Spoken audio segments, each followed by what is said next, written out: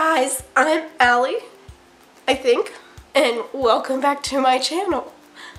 We're going to work with it today, with the voice and all. I've been very ill. Just hang in there with me. I was looking through my footage for August, and I was pretty sure I had filmed an August haul for you guys, but didn't upload it, can't find the files, don't know where it went, don't know if I just made that up in my head. I am going to do a haul for you guys today since apparently I didn't do one before, and as you can tell, I'm rocking new hair, I'm rocking a new voice. New me, what's good? I have 7 things to show you guys, I think, I'm pretty sure. I don't know if I've already hauled some of these or not. I'm a mess. Let's go ahead and get into this.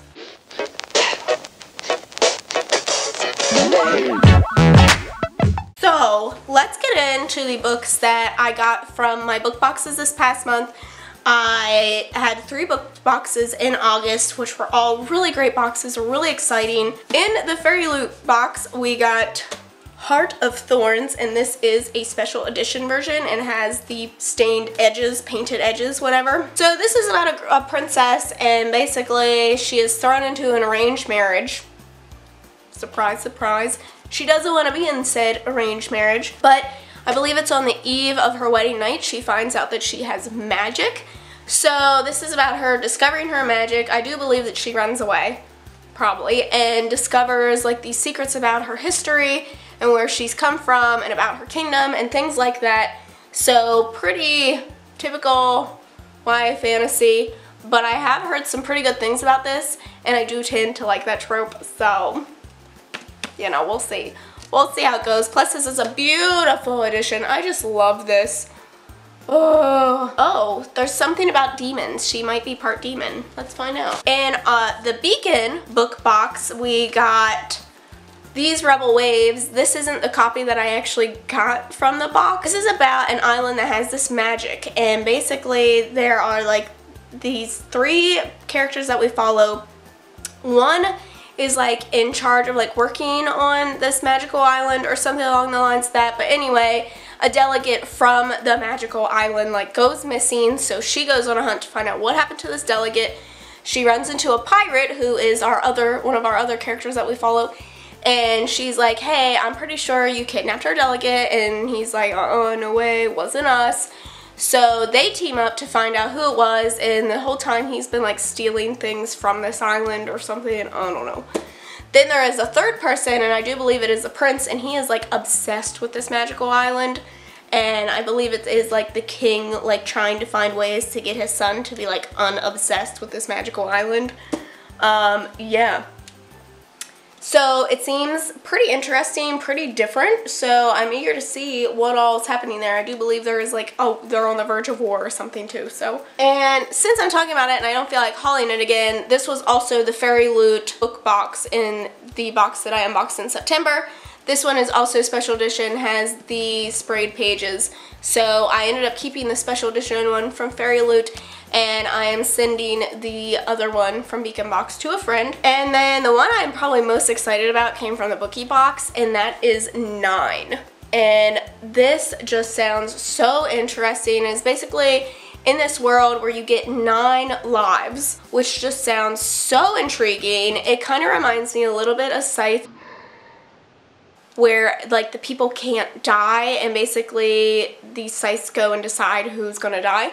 This is kind of reminds me of that, in that like not quite immortality, but you have multiple chances at doing wrong in life and then getting to live again. So in order to avoid overpopulation, they have decided a system of elimination in which humans are rewarded for shedding their extra lives until they are left with only 1. So this sounds really intriguing. I think this sounds like a really good, like kind of not really spooky, but maybe suspenseful, slightly scary read for October. It just has that look about it. I'm very excited for this. This just sounds so interesting. I picked up 2 books from my library free shelf, one of which is Pride and Prejudice and Zombies. I haven't actually read Pride and Prejudice, but if you add zombies to it, I'm probably gonna like it. So I've been intrigued by zombies since I read Dread Nation. So I've just been like all about the zombiness lately. I don't know what it is. This also seems like it could be a really good October read, and I kind of want to read this and then watch the movie because I'm sure that will be a challenge in someone's readathon in October. So this sounds pretty interesting. I've heard pretty good things about it. Seems like it's a pretty fun book. Then I picked up the Essex Serpent. Oh, I love this cover, and I've heard really good things about this. This is historical fiction. It takes place in like the late 1800s. This woman's husband dies, and she takes refuge after her husband dies. I don't know. I'm assuming if she's taking refuge, it's refuge, Allie. Just refuge. Something strange has happened to her husband. So anyway, she goes to Essex, and she finds out when she gets there that there is this myth of the Essex Serpent, and the serpent has like awoken or something along the lines of that. I'm gonna sneeze. Oh my god, what is my life today? Whew. She is intrigued by this serpent, so she decides that she's gonna go investigate and like find it. Here goes my voice. It's leaving me. Goodbye. Goodbye, voice. It was nice seeing you for 45 minutes. She teams up with a parish to uncover the truth, but her past gets intertwined with this investigation, so that is interesting. So I've heard good things about this, plus this cover is beautiful, so we'll see. And then I was sent a book from the author, and that is Vicious Rumer. I love this cover. We twinning. It's so good. So lately I've been kind of turning away some books because my TBR is massive. Okay, it's big. I've been really slacking on reading ARCs and author sent reviews and stuff like that, so I've kind of been avoiding it.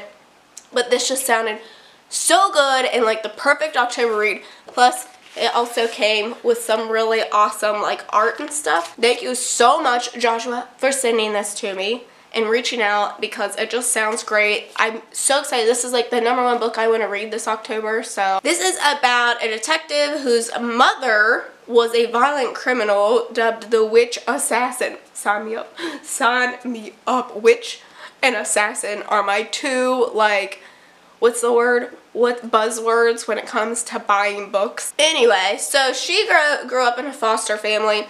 They've been terrified that she's going to like turn into her mother, so she's kind of been like, you know, everyone kind of avoids her. She's targeted by a vicious mobster who believes she's hiding an occult relic. She's drawn into the very world she's been fighting to avoid. Oh my goodness, it's got mobs in it. Oh my gosh.